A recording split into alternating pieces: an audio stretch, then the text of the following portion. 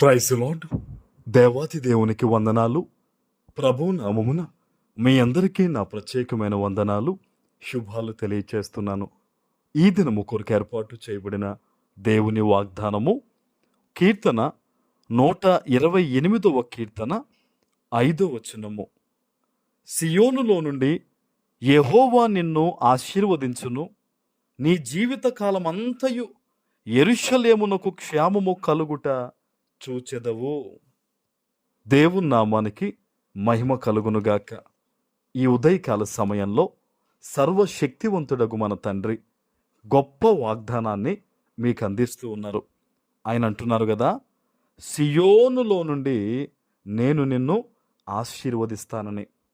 ఉదయం లేస్తే ఎన్నో ఆలోచనలతో మనిషి తన జీవితాన్ని ప్రారంభిస్తూ ఉంటాడు. అయితే నువ్వు మొట్టమొదట దేవుని వాగ్దానాన్ని గనక పట్టుకుంటే ఆ దినమంతా సంతోషకరంగా నీ ప్రయాణం సాగుతుంది. ఆమేన్. ఈరోజు ప్రభువు చెప్తున్నాడు, మొట్టమొదటి మాట, నేను నిన్ను ఆశీర్వదిస్తాను. ఆమేన్. ఏ విషయములో ఎవరి కొరకు అయ్యా నాకు దీవెన కావాలయ్యా, అయ్యా నీ ఆశీర్వాదం నా మీదకి వచ్చునుగాక అని నీవు ప్రార్థన చేస్తూ ఈ దినాన్ని ప్రారంభిస్తూ ఉన్నావో, అట్టి ఆశీర్వాదము ఈరోజు నీ మీదకి రాబోతూ ఉంది. హల్లెలూయా.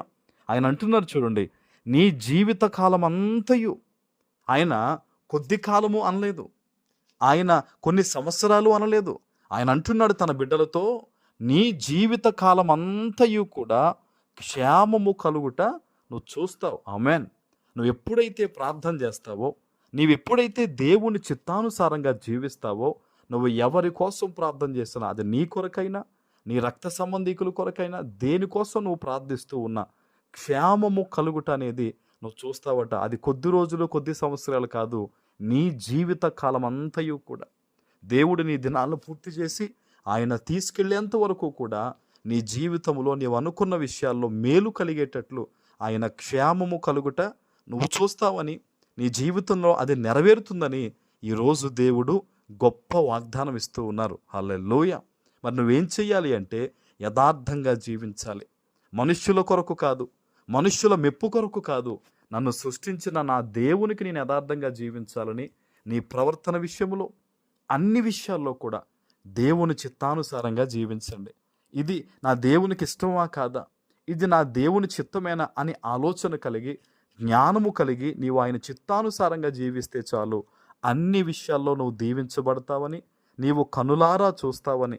అది బహుశా నీ కుటుంబాల్లో మారు మనసులు అవ్వచ్చు, లేదా ఆర్థిక పరిస్థితుల్లో అవ్వచ్చు, లేదా ఉద్యోగ విషయంలో అవ్వచ్చు, లేదా గర్భఫలాల విషయంలో మరి ఏదైనా అవ్వచ్చు.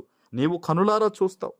నువ్వు ప్రార్థన చేసినప్పుడు, నువ్వు దేవుని తట్టు నీ చేతులు ఎత్తినప్పుడు, నీ ఉన్న పరిస్థితులు దేవుడు ఖచ్చితంగా గమనిస్తానని, ఈరోజు నేను నిన్ను ఆశీర్వదిస్తానని సజీవుడైన దేవుడు వాగ్దానం ఇస్తున్నాడు గనక నువ్వు భయపడాల్సిన అవసరం లేదు.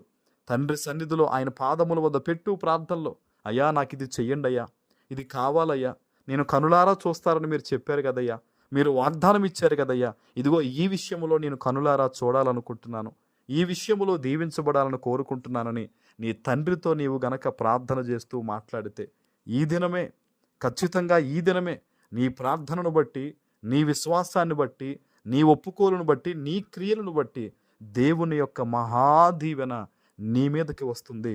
నువ్వు ఖచ్చితంగా దీవించబడతావు. ఆమేన్. ప్రార్థన చేసుకుందాం. పరిశుద్ధుడు అయిన మా తండ్రి, గొప్ప దేవా, నీకు స్తుతులు. ఈ ఉదయకాల సమయంలో మీరిచ్చి నీ గొప్ప వాగ్దానము ప్రతి బిడ్డ జీవితంలో నెరవేర్చి స్థిరపరచమని యేసు నామమున ప్రార్థిస్తున్నాను తండ్రి. ఆమేన్.